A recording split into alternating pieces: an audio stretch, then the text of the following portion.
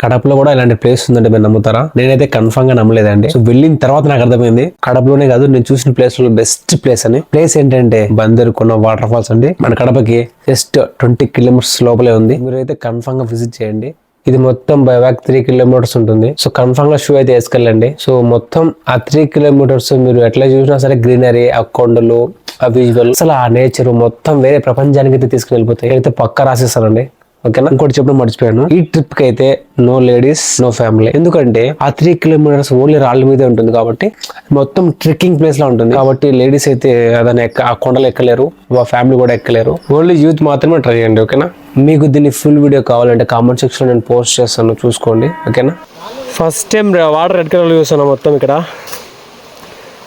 Red video మొత్తం కనిపిస్తుందా మీకు? సో బాయ్ అందరికి, మేమైతే ఇంటికైతే వెళ్ళిపోతున్నాం. సో తర్వాత బ్లాగ్లో చూద్దాం. బాయ్.